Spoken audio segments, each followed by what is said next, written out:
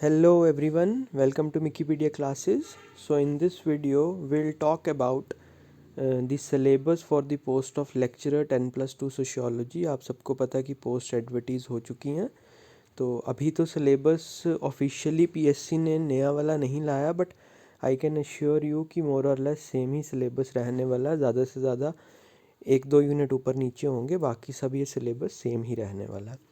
तो मैं आपको बता दूं कि सिलेबस को हम कुछ 4-5 कैटेगरीज में क्लासीफाई करते हैं when it comes to your preparation. सबसे पहला जो चीज़ है सोशियोलॉजी में वो रहता है कॉन्सेप्ट्स। सो पहला फोकस आपका जो है वो होना चाहिए कॉन्सेप्ट्स पे। दूसरा फोकस होना चाहिए फैक्ट्स पे। सो दूसरे पार्ट में फैक्ट्स आ गए। तीसरे पार्ट में आपके जो है वो थिंकर्स आते हैं जिनके बारे में आपको पढ़ना होता है। देन उसके बाद चौथा जो है दैट इज़, क्योंकि सोशियोलॉजी है तो पॉपुलेशन डेमोग्राफी कुछ ना कुछ नया चीज़ें होती हैं, तो थोड़ा बहुत करंट अफेयर्स का नॉलेज होना आपको भी ज़रूरी है। And fifth thing that is the names of the books and the author's. Books और ऑथर्स जो हैं दे आर वेरी इंपॉर्टेंट, क्योंकि उससे नॉर्मली क्वेश्चंस आते हैं। अब अगर आप सिलेबस को ढंग से देखेंगे तो you will come to realise कि एक्चुअली में सिलेबस के यही हैं। कॉन्सेप्ट है, कॉन्सेप्चुअल पार्ट है, फैक्चुअल पार्ट है, देन उसके बाद बुक्स हैं, थिंकर्स हैं और कुछ करंट अफेयर्स का पार्ट रहता है। तो देखो, the entire syllabus has been divided into 11 units. 11 units में जो सबसे पहला यूनिट है that is introduction to sociology. तो वही बेसिक कॉन्सेप्ट जो है इंट्रोडक्शन की, किस तरह से एमर्जेंस हुआ सोशियोलॉजी की, डेफिनेशन, नेचर, स्कोप, वो सारा रहता है। बेसिक कॉन्सेप्ट्स आपके वही sociology, society, community, association, organisation, status and role, values and norms. Social institutions में you have marriage, family and kinship. And social processes में you have socialisation and social change. अब ये देखने में यूनिट बहुत छोटा सा, बट अगर आप इसको ढंग से पढ़ने लगेंगे तो काफ़ी ब्रॉड यूनिट है। सोशलाइजेशन में ही कॉन्सेप्ट हो गया, टाइप्स हो गई, थियरीज़ हो गई, सारी चीज़ें आती है। सोशल चेंज में भी कॉन्सेप्ट है, टाइप्स है, थियरीज़ हैं, एजेंट्स हैं, एवरीथिंग इज़ देयर।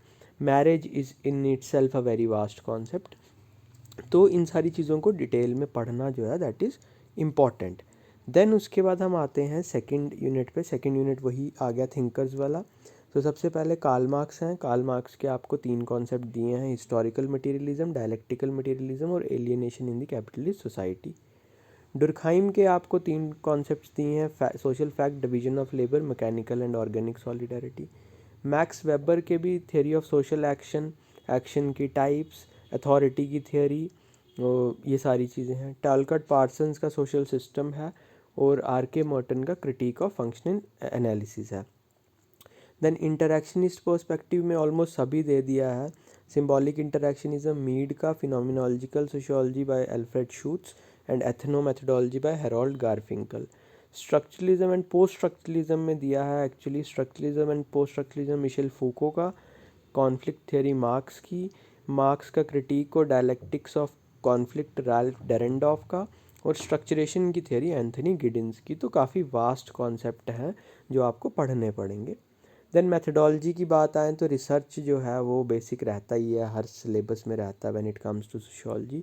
तो वही साइंटिफिक मेथड क्या होता है, ऑब्जेक्टिविटी क्या होती है, वैल्यू न्यूट्रलिटी क्या होती है, सर्वे की टेक्निक्स क्या हैं, रिसर्च डिज़ाइन क्या होता है, सैम्पलिंग के डिज़ाइन, उसकी टाइप्स, क्वेश्चनेयर कैसे कंस्ट्रक्ट करते हैं, इंटरव्यू शेड्यूल क्या होता है, केस स्टडी मेथड क्या है और फील्ड वर्क किस तरह से किया जाता है, वो सारी चीज़ें होती हैं इसमें।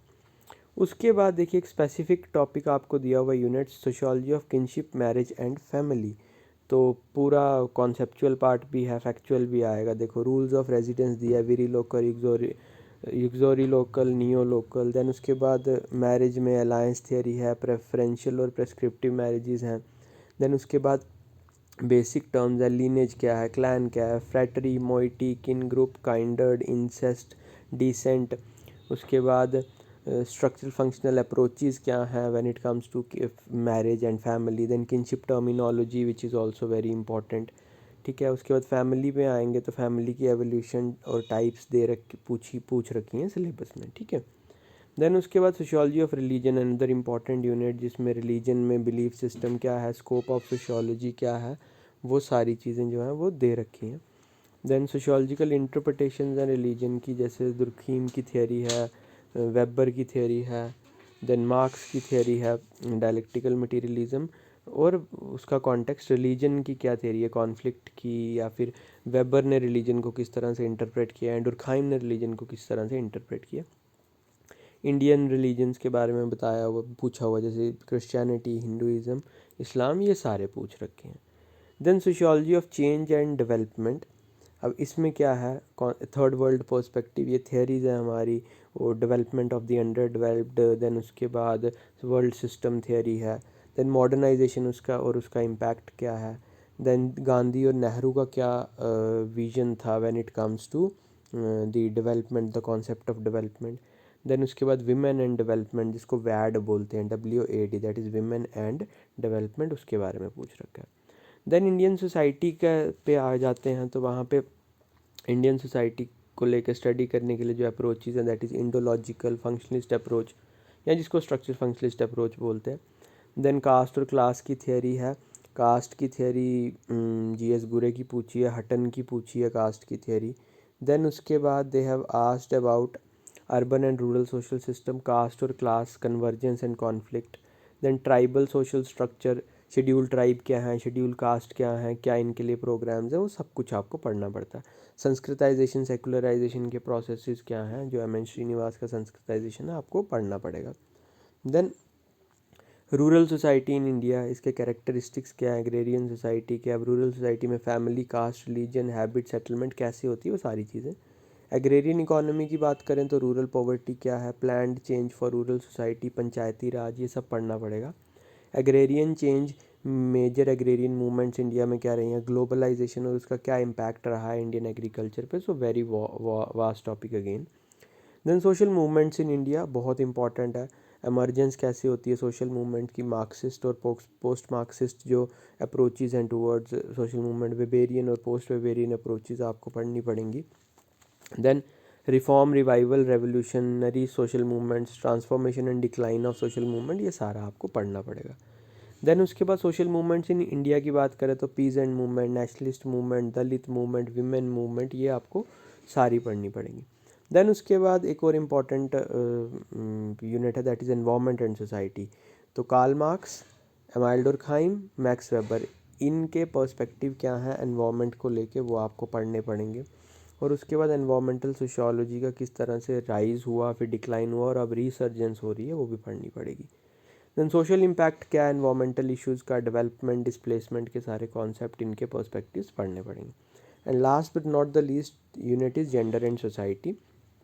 तो जेंडर और सेक्स में क्या डिफरेंस होता है, सोशलाइजेशन किस तरह जेंडर रोल्स को डिफ़ाइन करती है, नेचर वर्सेस जेंडर में क्या फ़र्क है, जेंडर रोल्स क्या है, प्राइवेट पब्लिक डाइकोटमी जो है वो समझने की कोशिश करनी पड़ेगी।